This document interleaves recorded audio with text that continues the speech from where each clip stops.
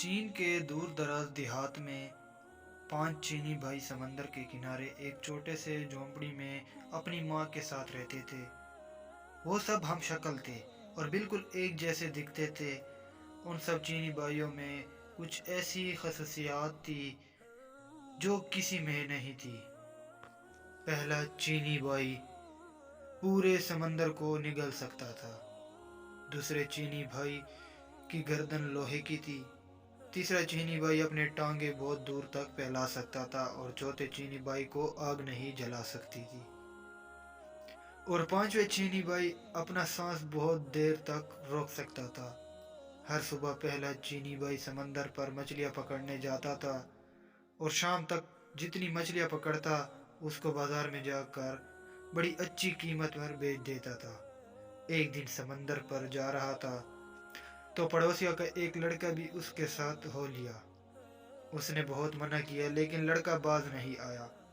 दोनों जब समंदर पर पहुंचे तो पहले चीनी भाई ने एक ही सांस में तमाम समंदर का पानी निगल लिया। समंदर खाली हो गया तो उसमें मौजूद तमाम चीजें वाज़ेह हो गई। लातादाद मछलियों के अलावा समंदर बेशुमार कीमती खजानों से भरा पड़ा था। लड़का यह सब देखकर दीवाना हो गया और दौड़ा खजाना सिमटने के लिए। पहले चीनी भाई ने तो सिर्फ इतनी ही मछलियां पकड़ी जितनी वो रोज पकड़ता था। उसके बाद वो चाहता था कि समंदर का पानी वापस समंदर में डाल दे। उसने लड़के को आवाज दी लेकिन लड़का कभी एक चीज उठाता कभी दूसरी की जानिब। उसे कुछ सुनाई नहीं दे रहा था। इधर पहला चीनी भाई अपने मुंह में इतना ज्यादा पानी उठाए उठाए थक गया था। बस बहुत हो गया लड़के, अब वापस आ जाओ। उसने फिर लड़के को आवाज दी लेकिन उसने नहीं सुना। इंतजार करके पहला चीनी भाई जब बेहाल हो गया और उसकी बर्दाश्त से बाहर हो गया तो उसने वो पानी समंदर में उगल दिया। उसके साथ वो लड़का भी पानी में गर्क हो गया। पहला चीनी भाई जब अकेला गांव वापस आया तो गांव वालों ने उससे लड़के के बारे में पूछा लेकिन वो कोई जवाब ना दे सका। गांव वालों सब समझ गए और उन्होंने अदलिया में जाकर उसकी शिकायत कर दी। सिपाही पहले चीनी भाई को पकड़कर अदालत में ले गए और लड़के के कत्ल के जुर्म में उसको सजाए मौत सुना दी गई। हजूर वाला, क्या मैं आखिरी बार अपनी माँ से मिलने जा सकता हूँ? पहले चीनी भाई ने जज से पूछा। हाँ, इतनी रियायत तुम्हें दी जा सकती है, जज ने कहा। पहला चीनी भाई खुशी खुशी अपने घर गया और अपनी माँ से मिला लेकिन वो वापस नहीं आया बल्कि उसकी जगह दूसरा चीनी भाई जेल पहुंच गया जिसकी लोहे की गर्दन थी। चौक पर तमाम गांव के लोग इकट्ठे हो गए थे। जिलाद हाथ में तलवार लिए मुजरिम की गर्दन उड़ा देने के लिए तैयार खड़ा था। सिपाही मुजरिम को पकड़ कर लाए और उसकी गर्दन शिकंजे पर रख दी। जिलाद आगे बढ़ा और पूरी कुव्वत से तलवार मुजरिम की गर्दन पर मारी लेकिन दूसरा भाई चीनी भाई मुस्कुराता हुआ उठ खड़ा हुआ। चूंकि उसकी गर्दन लोहे की थी इसलिए तलवार ने उस पर कुछ असर नहीं किया।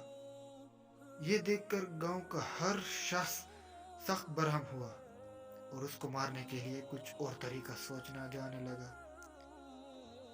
फिर जज ने फैसला किया कि उसको समंदर में डुबोकर मारा जाए। अगली सुबह सजा से पहले दूसरा चीनी भाई जज के पास गया। जनाबे वाला, क्या सजा से पहले मैं आखिरी बार अपनी माँ से मिल सकता हूँ? हाँ, ये एक रियायत तुम्हें दी जा सकती है, जज ने इजाजत देते हुए कहा। वो इजाजत मिलते ही खुशी खुशी अपने घर की तरफ चला लेकिन अगले दिन वो वापस नहीं आया बल्कि उसकी जगह तीसरा चीनी भाई जेल वापस आया जिसकी टांगे लंबी हो जाती थी। उसकी सजा की तैयारी होने लगी। सारा गांव समंदर के किनारे जमा हो चुका था। सिपाही उसको कश्ती में बिठाकर समंदर के दरमियान में पहुंच गए जहां पानी गहरा था और तीसरे चीनी भाई को उठाकर पानी में फेंक दिया। तीसरा चीनी भाई जब समंदर में गिरा तो उसकी टांगे लंबी होने लगी, लंबी लंबी और बहुत ज्यादा लंबी हो गई कि समंदर की तह से जा लगी और वो डूबने से बच गया। उसका मुस्कुराता हुआ चेहरा देखकर सिपाही और तमाम गांव वाले आग बगोला हो गए। इस बार उन्होंने फैसला किया कि मुजरिम को आग में जला दिया जाए। अगली सुबह वो जज के पास गया। हजूर वाला, क्या मैं आखिरी बार अपनी माँ से मिल सकता हूँ? हाँ, तुम्हें इतनी रियायत दी जा सकती है। जज ने ना चाहते हुए भी उसको इजाज़त दे दी। वो खुशी खुशी अपने घर की तरफ दौड़ा, लेकिन माँ से मिलकर वो वापस नहीं आया, बल्कि उसकी जगह चौथा चीनी भाई वापस आया। गांव वाले चौक पर जमा हो गए और सिपाहियों ने आग का एक बहुत बड़ा अलाव दिखाया, जिसके शोले आसमान को छू रहे थे। फिर चौथे चीनी भाई को उस आग में धकेल दिया गया। आह, कितना सुकून मिल रहा है, चौथा चीनी भाई मुस्कुराते हुए बोला, क्योंकि उसको आग जला नहीं सकती थी। आग और तेज कर दो, लोगों ने चिल्ला चिल्ला कर सिपाही को कहा, और उन्होंने आग और ज्यादा तेज कर दी। ओह, बड़ा मजा आ रहा है, चौथा भाई चीनी भाई खुशी से बोला। गांव के लोग ये देखकर सीख पा हो गए। फिर उन्होंने फैसला किया कि इसे बदबूदार जगह पर बंद कर दिया जाए, ताकि दम घुटने से मर जाए। अगली सुबह चौथा चीनी भाई जज के पास आया। हजूर वाला, क्या एक आखिरी बार मैं अपनी माँ से मिलने जा सकता हूँ? हाँ, इतने रियायत तुम्हें दी जा सकती है। जज भी उस बार गुस्से से बोला। इजाज़त मिलते ही चौथा चीनी भाई का दौड़ा दौड़ा अपने घर गया, लेकिन वो अपनी माँ से मिलकर वापस नहीं आया, बल्कि उसकी जगह उसका पांचवा चीनी भाई आया। सारा गांव चौक पर इकट्ठा हो चुका था। एक बंद कोठरी में बेशुमार बदबूदार और जहरीली जड़ी बूटियां इकट्ठी करके जलाई गई, और पांचवें चीनी भाई को उस कोठरी में बैंग कर ताला लगा दिया गया।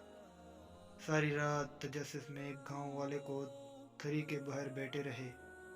सुबह को जब सिपाहियों ने उसकी लाश निकालने के लिए दरवाज़ा खोला, तो पांचवें चीनी भाई मुस्कुराता हुआ बाहर निकला, क्योंकि वो बहुत देर तक अपना सांस रोक सकता था, इसलिए बदबू से नहीं मरा। लोग ये देखकर हका बका रह गए। जज आगे बढ़ा और बोला, हमने तुम्हें हर मुमकिन तरीके से मारने की कोशिश की, लेकिन तुम हर बार बच गए। इसका मतलब है कि तुम बेगुनाह हो, लिहाजा तुम्हें इस जुर्म से बाइज्जत बरी किया जाता है। अब तुम आज़ाद हो। तमाम गांव वालों ने भी जज की इस बात से इत्तेफाक किया और उसका पीछा छोड़ दिया। वो खुशी खुशी अपने घर की तरफ दौड़ा, जहां उसकी माँ और चारों चीनी भाई उसका इंतज़ार कर रहे थे। उनकी बाकी ज़िंदगी हंसी खुशी से गुजरी। वीडियो देखने का शुक्रिया। चैनल को सब्सक्राइब करें और साथ में बेल आइकन को भी ऑन कर दें, ताकि नोटिफिकेशन आपको मिल सके।